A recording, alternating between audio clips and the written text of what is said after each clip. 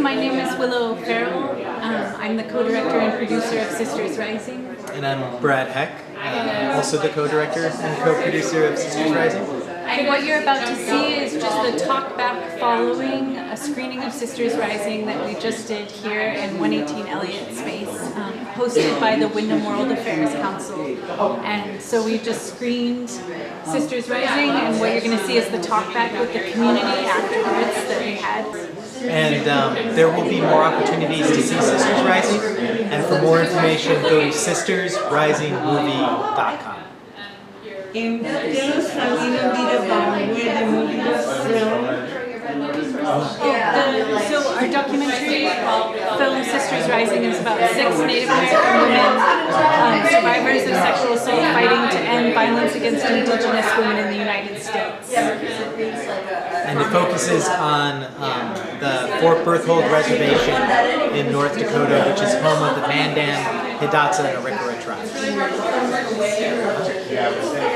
Thank you for watching.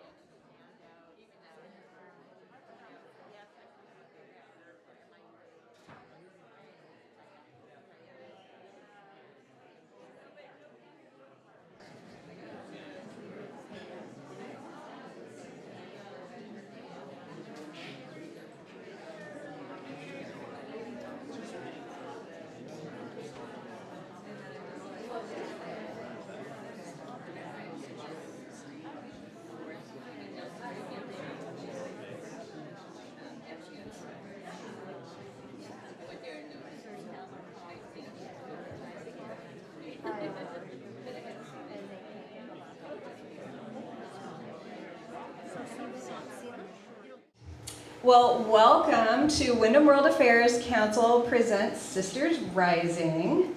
My name is Maya Segura, and I am a board member of WWAC, and I'll be your moderator this evening. This is actually the first live event that we have had in over a year and a half, and it's really good.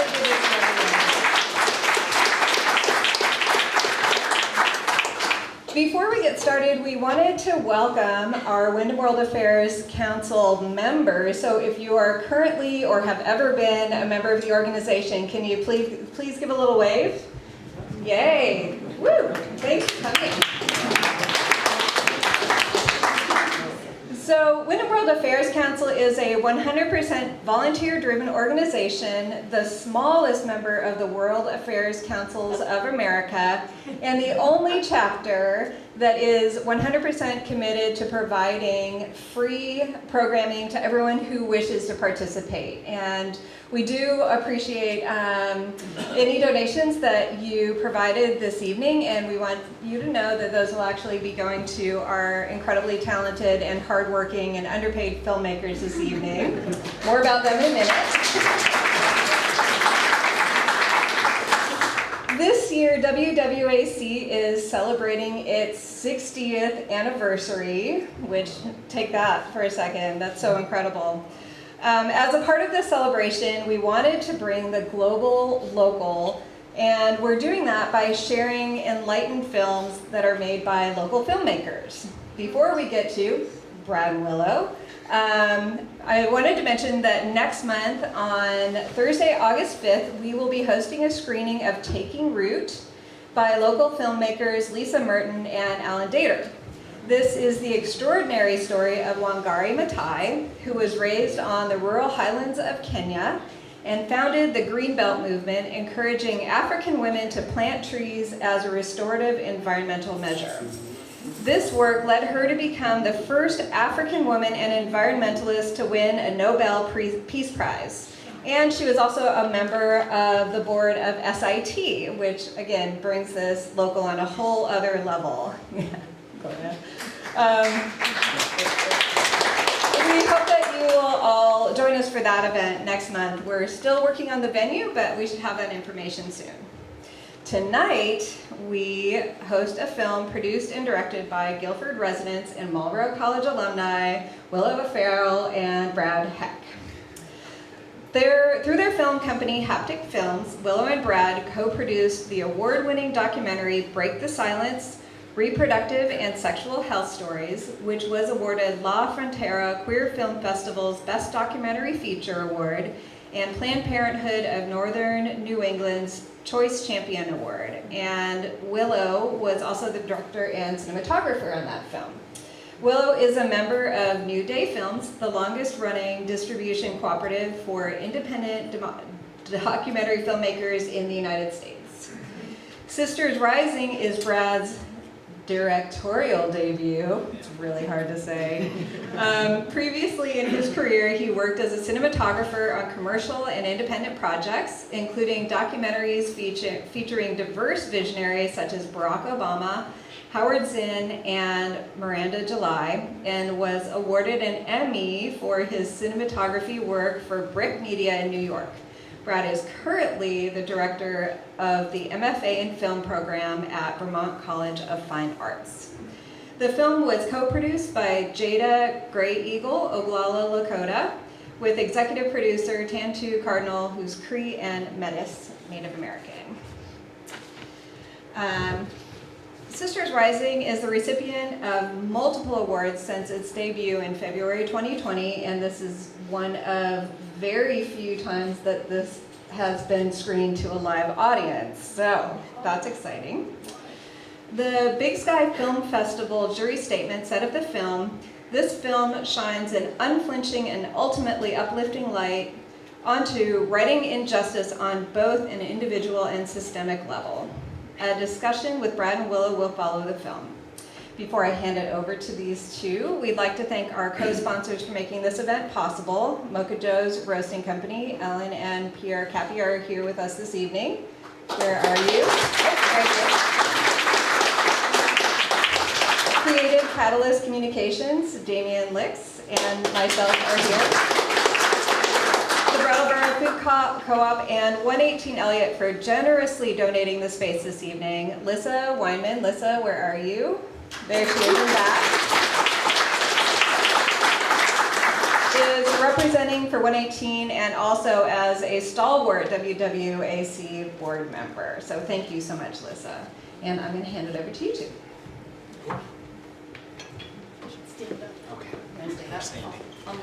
Just out of curiosity, how many of you, is this your first time in a group indoors since 2020? Early 2020. Yeah. Thank you so much. There's a lot of filmmaking that we actually don't like doing. A significant portion of making films we don't like doing. There's a lot of budgeting, a lot of fundraising, a lot of financing, a lot of emails, a lot of computer work. But there's a couple things that really motivate us to the point that we can get through that work that we don't love. And the communities that we meet and learn and become a part of, we absolutely love. The process of discovery and learning is something that drives us. The relationships we form. Framing the shot is something that we love when we have a camera on our shoulder, and the editing, telling the story in the editing process. But like one of the things that really keeps us going is sharing our films with live audiences, which with this film we've only been able to do once before. And so we had an amazing run of virtual festivals, which have added benefits as far as accessibility goes and bringing characters from our film into discussions and Q&As afterwards. But like being in a room and hearing everyone sigh at the same time, or gasp at the same time, or boo at the same time, or laugh at the same time, I mean, it's part of being in community with you all is part of why we do this. So thank you so much to you all for coming out tonight. I really appreciate it. Let's give you a round of applause. Wow. That was incredible. This is not the first time I've seen this movie, and it had an equally strong impact on me this time as it did the first time. And I just want to thank you for making such a beautiful and important film. Thanks, Maya.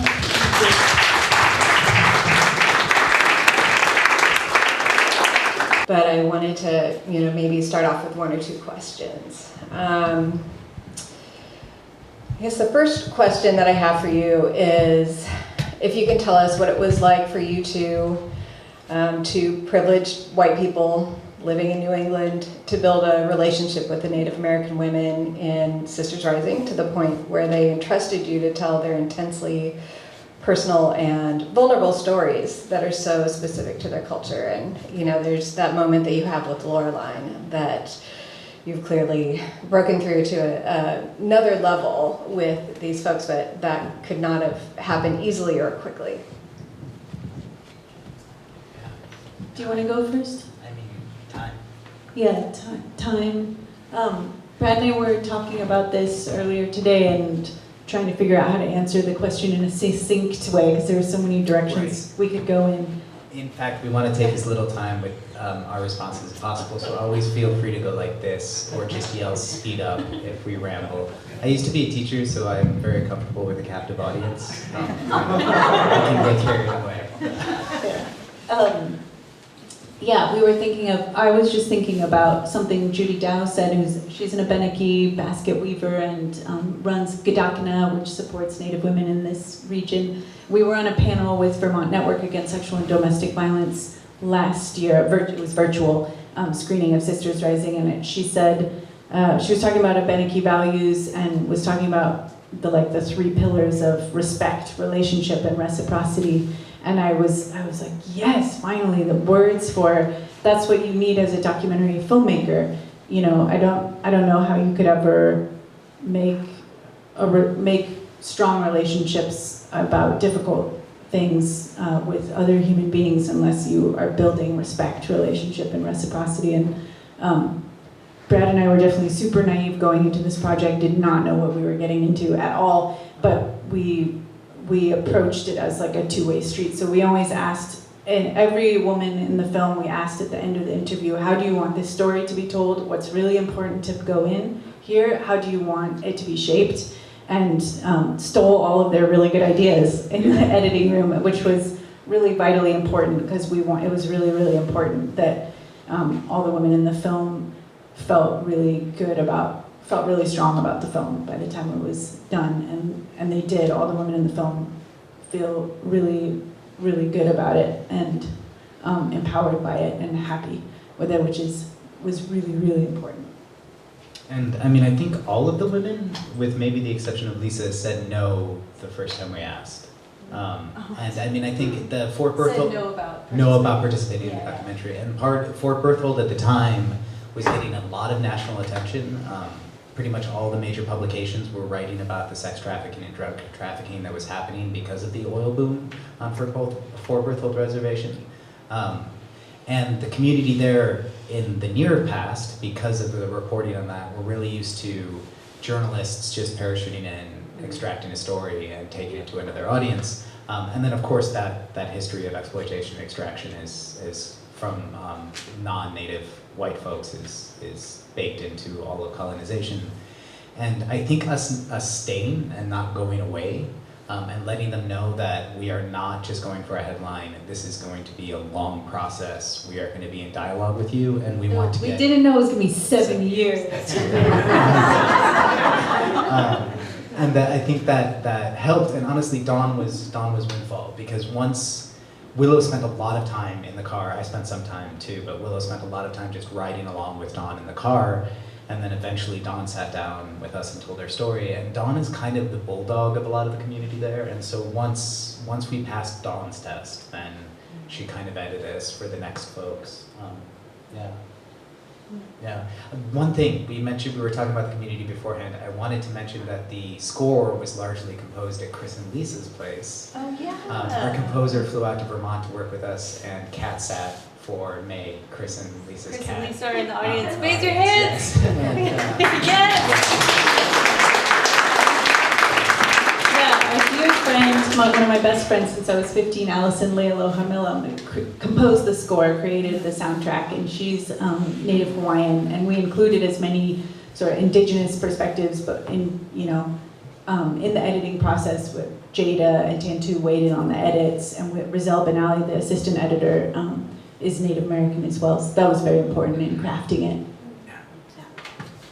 We're going to be short. I know. Dude.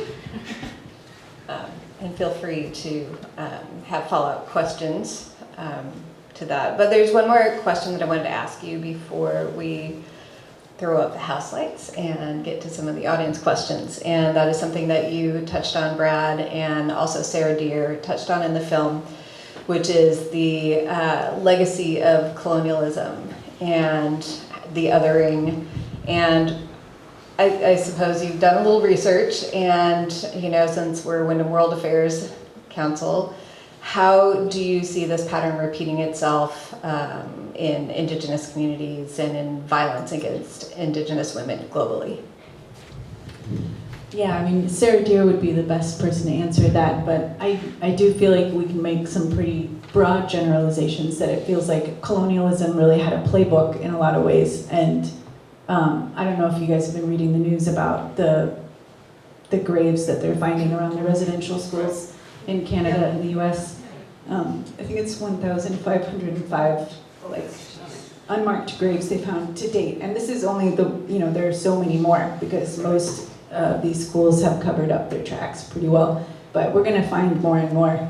And that happened, Australia, Canada, the US, New Zealand, these residential boarding schools, often Catholic run, though not always, but I mean, we're just festering beds of sexual assault against children and physical violence, sexual violence, and eradicating the language, eradicating culture, severing family ties and generational bonds so that these children, if they even survived and often didn't know how to parent themselves when they were finally adults because they were completely torn away from their families. And that was intentional. And I mean, so that was really a playbook kind of across the world. And so yeah, I would say, and rape has always been used as a tool for destroying communities, and colonialism has always used rape against women to gain control and take land also. So yeah, that's a very broad answer, and we're by no means like scholars, but. Yeah, I mean, to reiterate what you were saying, one of the ways that I was maybe a little bit naive before starting this process is not fully appreciating how much rape is a tool, and how much rape is a systematic tool that's implemented, and it is definitely in the playbook of colonizing forces and settling forces as a way to break community and break a people.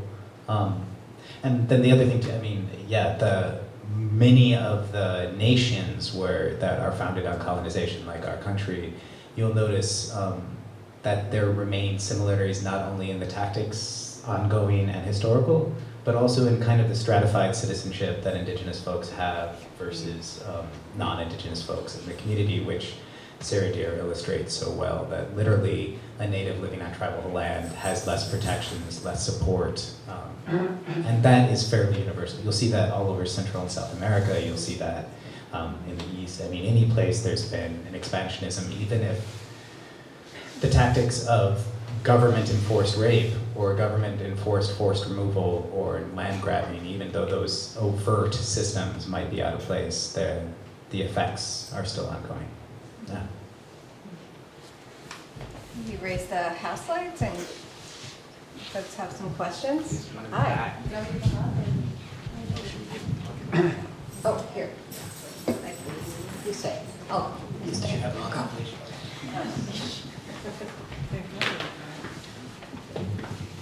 Hi, so in my ongoing learning for how to decolonize myself and where I live, I have been trying to study the history of Wantaskok and the area before it was chartered to be known as Brattleboro in 1753. And in that process, I saw that the 4 Vermont state recognized tribes, one of them, they've changed their names several times on paperwork, but they went from being the Sokoki to now the nation of Missisquoi.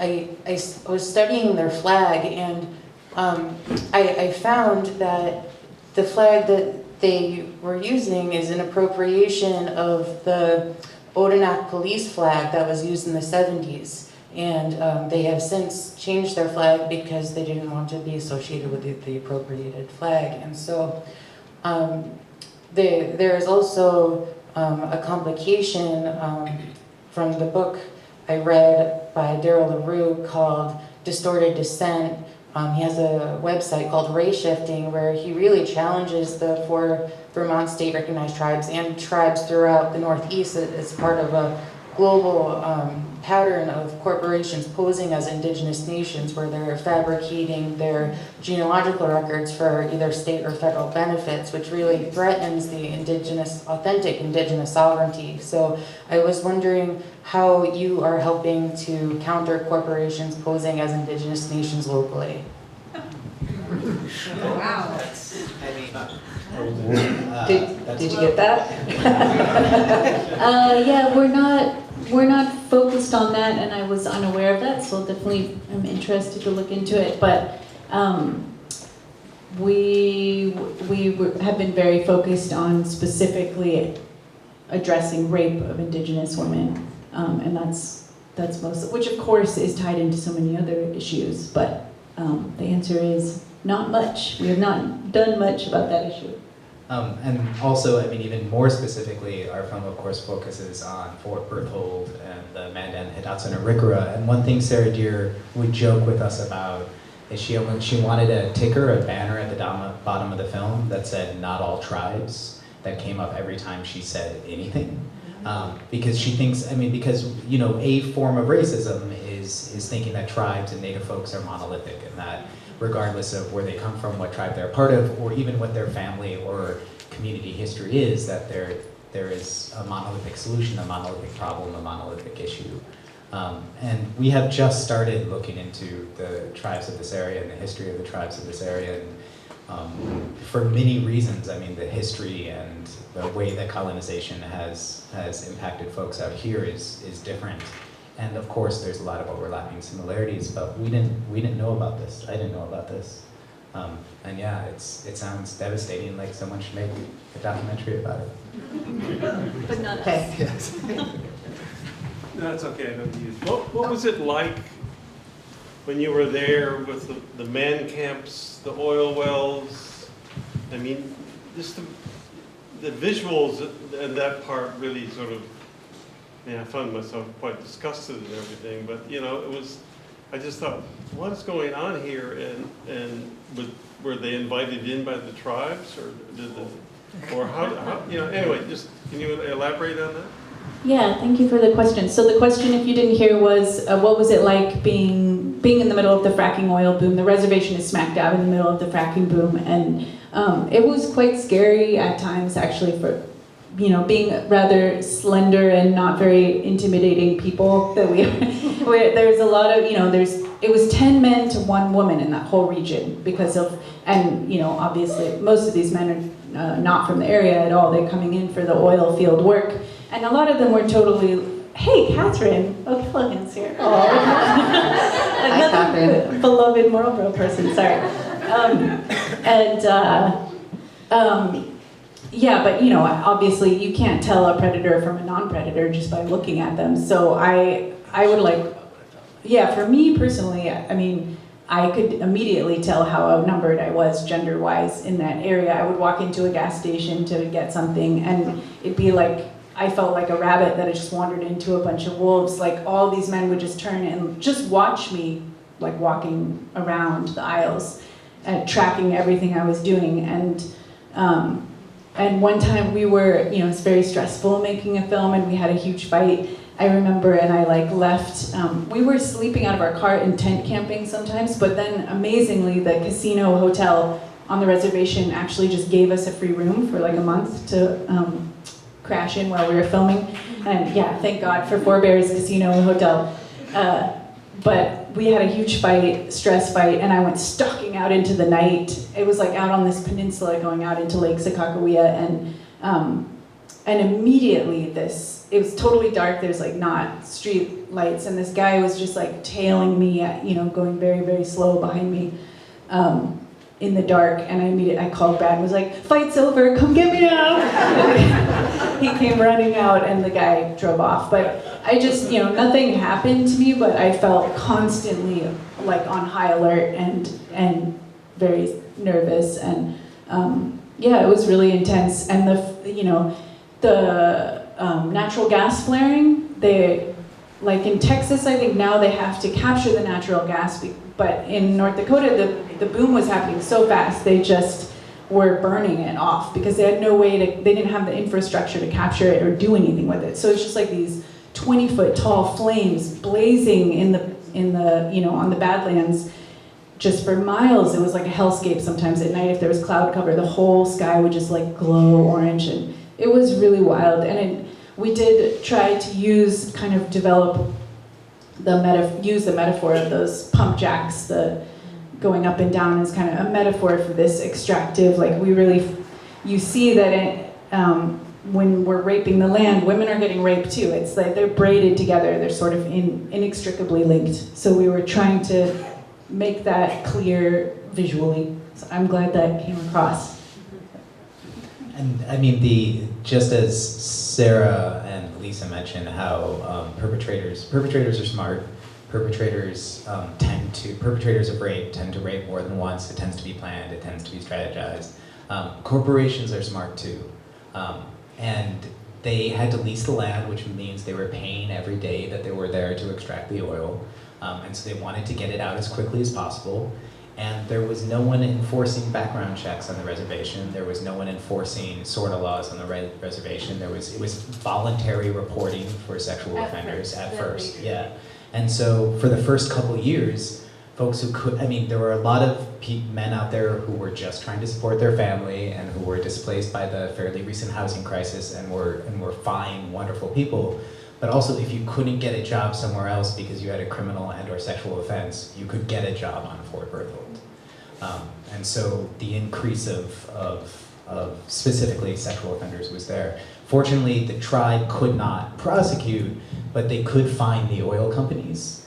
And so after a couple years on Fort Berthold, the companies started doing background checks and self-reporting just to avoid fines from the tribe. But it was a hard process. And very quickly, just to answer did the tribe invite them? Yeah, it was complicated. It was very controversial on the Tex Hall, who was the chairman of the tribe at the time. He's the guy who you see briefly when Chelsea's passing her Lawrence Law. He actually was an oil businessman himself, which of course we were like, isn't that a conflict of interest? But he was also indicted for murder for hire scheme while we were on the reservation. We were like, we're not going to interview him actually, we're just going to stay away from that. It had a very Wild West feeling, and the tribe profited from the oil boom, but I think in the long term, it's not going to be. They were deeply in debt. It's too much to go into, but there's a long history. Yeah. I mean, I know we promised to make it brief, but some of the reaction to seeing this film occasionally is that by stopping fracking, by stopping extractive industries, we can end this problem. And it is much more complicated than that, because the tribe was forced into millions of dollars of debt into the state of North Dakota. They were forced into poverty and dependency upon the state against their will by forced removal and a series of terrible acts. And they actually are achieving some autonomy as a nation because of the extraction. And so it's just really, at the expense of their land, at the expense of their people. I mean, it's just really complicated. It's very complicated. Yeah. Next question. Anybody over here had a question? I just had a quick question about what is the status right now of the inability to prosecute on tribal lands? That's a great question. The question, you heard it, she has mic. It's right now, the Violence Against Women Act, which seems to be one of our greatest hopes for restoring tribal sovereignty, is stalled in the Senate because Republicans hate women. And basically pretty much. Yeah, pretty much. Yeah, sorry. Trans women especially is what they're freaking out about right now, but the previous violence against women, it's supposed to be, this act, VAWA, is supposed to be reauthorized every 5 years. And the last time it was reauthorized, Republicans had a big hissy fit about Native women having provision. Well, you saw Jeff Sessions. They didn't like any kind of restoration of tribal sovereignty. So it's stalled right now, but we encourage everyone to pressure our representatives to pass the Violence Against Women Act. Of course, here all of our representatives are fully in support of it, so I don't know, it doesn't really help. But essentially it's either Supreme Court decisions or Congress who has the power to restore tribal sovereignty that we've stolen from tribes, and we're hoping that does happen. Its little piece was restored in the Violence Against Women Act with the allowance of tribes can now prosecute non-native offenders in the case of intimate partner violence, but it's very, very limited, and in reality, very few tribes actually have the capacity to update their tribal law codes, or even do they even have a strong law enforcement. So on the ground, it has changed very little, but it's a step in the right direction. We're hoping we can have a full overturning of the Oliphant versus Suquamish 1978 Supreme Court decision that stripped tribes of their jurisdictional abilities over non-natives, and that in itself is a simplification because there are other pieces to this, but it would take too long to go into. It's like a whole, Sarah Deer teaches an entire course on it. Yeah. The 2013 reauthorization was the one that gave tribes authority over intimate partner violence. That still didn't cover children or stranger violence, stranger rape or sexual abuse of children. But the one that's stalled now increases the provisions for prosecuting for child abuse. And I mean, it's true that our representatives are all for it, but as many people as you can contact to just tell them to move this forward. Follow up on the cases, just a quick question. Are there any cases in the pipeline that give you hope of reversing, or is it going to be a multiple prong, multiple front, pecking away step by step? Or is there any case that could potentially overturn something? That's a really good question. We should ask Sarah Deer about that. I mean, there was the case, Oklahoma, which was more about land, restoring land sovereignty back to tribes, but I think that was very hopeful. It's very hopeful that we have Deb Haaland as the Interior Secretary, a Native American woman, first time ever. That's Sharice Davids and Deb Haaland, first Native women senators. I think we've had one Native man senator before, but that she's the Department of the Interior, which traditionally oversees Indian country, native land. So that's a big step. More representation obviously changes things for the better. But in terms of like a sweeping hope, no, we don't have that. But Joe Biden introduced the Violence Against Women Act. He was the author of the bill in 1994. So we were so hopeful that him being president would help just sweep VAWA through, but that is not the case because the Republicans are blocking everything. So we'll see. Okay, next question. First of all, thank you. But I often advocate for political things on mainly Facebook and often American foreign policy, whether it's in South America, the Mideast. And I was used to getting mud pies thrown at me or people unfriending me or making comments or detractors. And there's been a major paradigm shift with the Black Lives Matter and the children graves, and God, and this is so personal with these amazing women being so forthright and seeing the process of their own healing. God, I'd love to see this on mainstream media. What are your plans? What is your future? I'm excited about this. Well, you're both lucky and unlucky because you're unlucky because the first run on PBS just ended. It ran on PBS in May earlier this year. You're lucky because it will run on PBS again. We just don't know when yet. And I mean, that's because we got an amazing grant from a subsidiary of the Corporation of Public Broadcasting, which means PBS owns the rights for a number of years. And we'll be running it for a number of years. But after that, we will also seek other forms of streaming distribution, like Amazon or Netflix or something like that. No, but the fact that it's, yeah, no, that's wonderful. Yeah, so yeah, we're excited about it. Yeah. Other questions? Yes. Sorry, I'll get you. I'm curious if you can speak to what sort of resources these women who were interviewed in the film had access to begin their own healing. I think they're extraordinary people, and this didn't just happen. Yeah, that's a complicated question. I mean, it's different for all the women the 6 women in the film are so radically different from each other. And I guess one of the things I would say probably links them together is similar is that they've come a really, really long way in their journey to being survivors. A lot of them talked about this sort of arc of like victim to survivor to activist. Those are their own words. And we spent a lot of time with another woman who we ended up not including in the documentary because she was very like she actually continued being victimized while we were in process of filming with her, and we just didn't feel comfortable about it. Even though she gave full consent and everything, I felt like somehow it could be re-victimizing to include her in the film because she hadn't, the other women are so strong and so empowered and have so much. Obviously, like, the trauma comes back, and trauma is not like this linear progression, it's tricksy.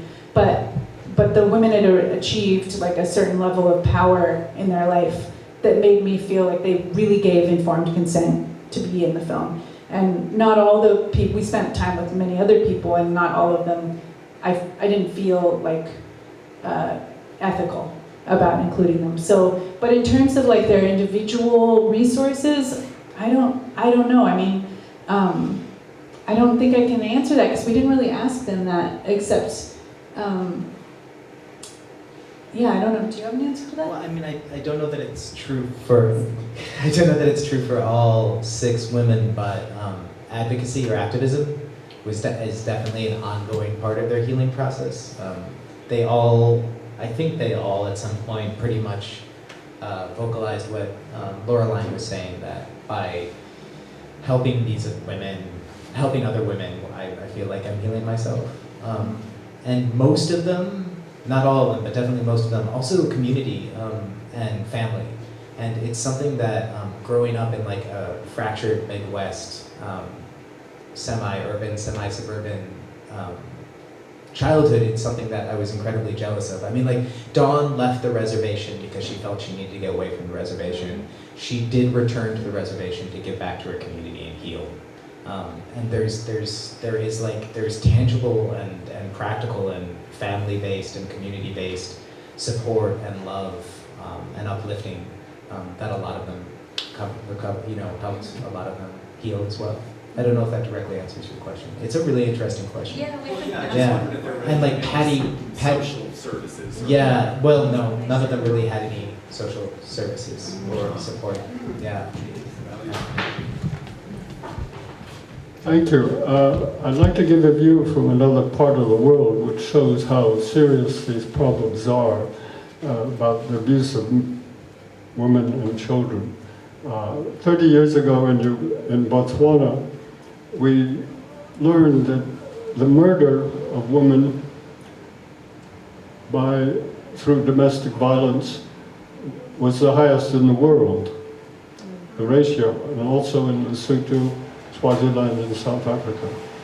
And so to do something about it, we started a shelter for abused women and children. And we actually published a book called Stories of Courage, which you can get free on the web if you know how to look for it. But the important thing is that even in these 30 years, we haven't altered the rate of abuse. And it's a serious cultural problem. It's the male supremacy. And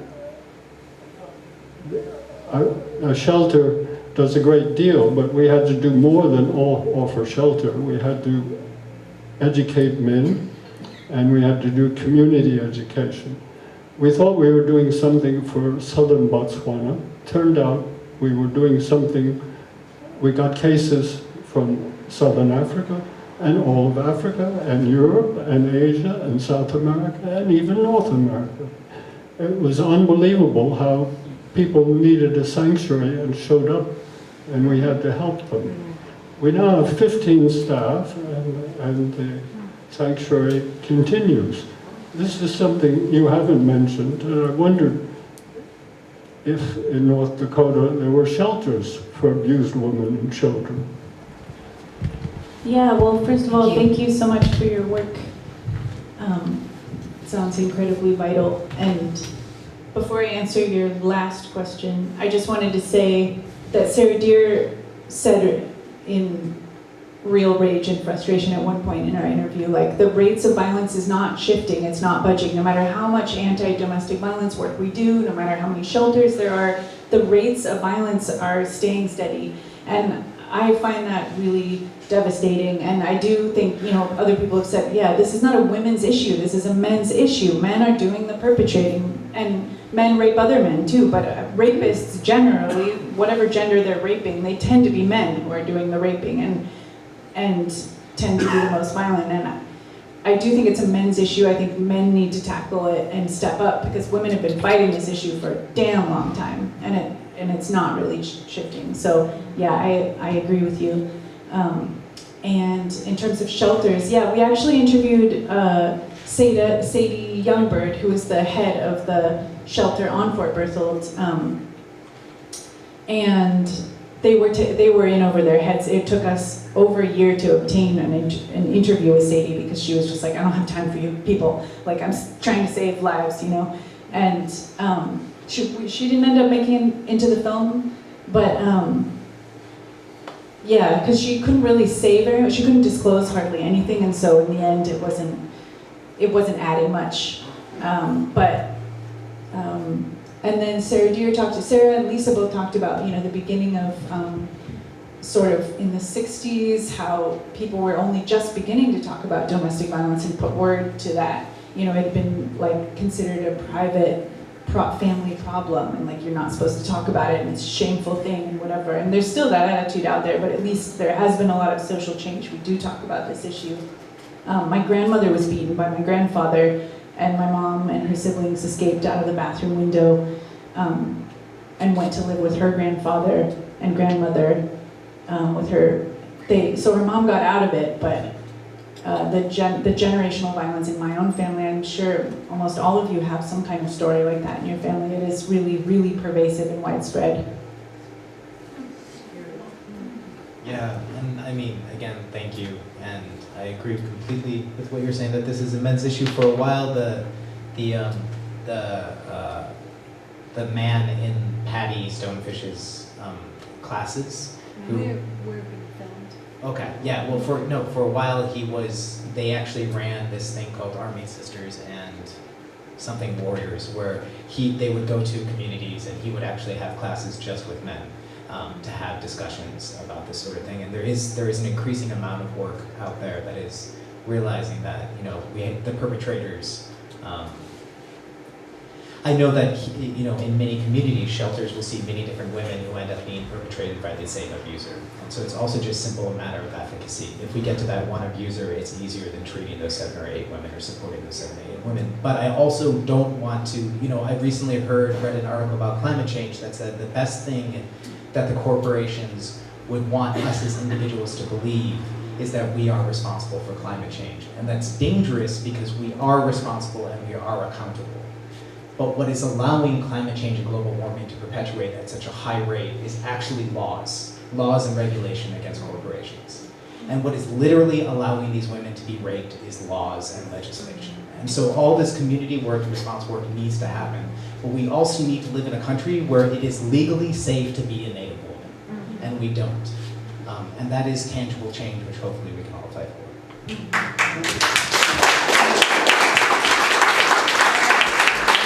So we can have time for one more question.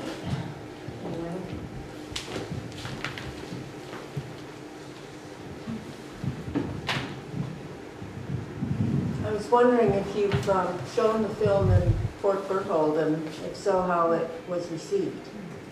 No, we were so hoping to do that. We had this whole dream of a barnstorming tour across like tribal communities, but especially in the northern plains where we were filming, and terrified also, of course, to go back to Fort Berthold and share it, because, you know, they can be critical. But no, because of COVID, we haven't been able to do that. Though we've had a lot of virtual screenings with talkbacks that have included the women in the film, and that's been the silver lining behind the virtual screenings, is that the women in the film can just zoom in from wherever, and that's been really wonderful. But no, we have not yet had a hometown screening in Fort Berthold. That will be something to look forward to eventually. Thank you. Right, can we have a round of applause for that?